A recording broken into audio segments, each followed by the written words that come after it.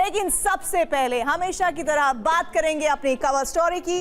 तो शो में आपको हम बताएंगे शी जिनपिंग, पुतिन और खामेनेई की उस सीक्रेट संधि को लेकर क्या चर्चाएं हैं, जिसमें समुद्र में ट्रंप की शक्ति यानी उनके एयरक्राफ्ट कैरियर और युद्धपोतों की जल समाधि हो सकती है। रिपोर्ट तो यह है कि अमेरिकी हमले का खतरा बढ़ा तो खामेनेई ने रूस और चीन से मदद मांग ली।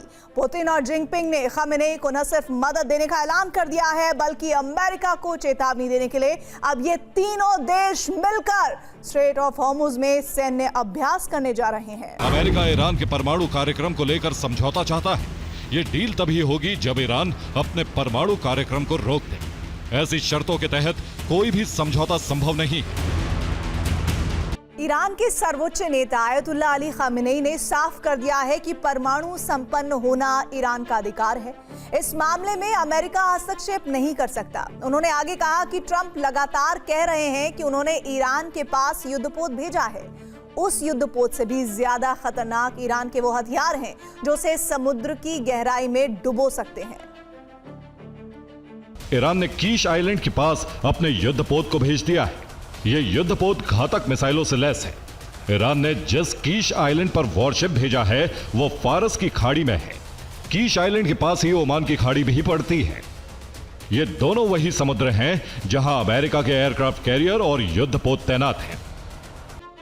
तो ईरान ने सबसे खतरनाक तैयारी समंदर में कर ली है। ऐसा इसलिए क्योंकि उसे सबसे ज्यादा खतरनाक समुद्र के रास्ते होने वाले हमलों से ही डर लगता है। अमेरिका ने ईरान के आसपास सबसे ज्यादा समुद्री तैनाती बढ़ा दी है। अमेरिका का एक एयरक्राफ्ट कैरियर ओमान की खाड़ी में पहले ही मौजूद है, दूसरा भी रास्ते में। इसके अलावा अमेरिका के कई डिस्ट्रॉयर भी ईरान के पास मौजूद है और यही वजह है कि अब ईरान समुद्र में नई जंगी बिसात बिछा रहा है। उसने स्वीकार किया है कि ईरानी नौसेना के पास घातक पनडुब्बियां हैं। ये पनडुब्बियां समुद्र में काफी गहराई तक जाकर मिसाइलें दागने में सक्षम है।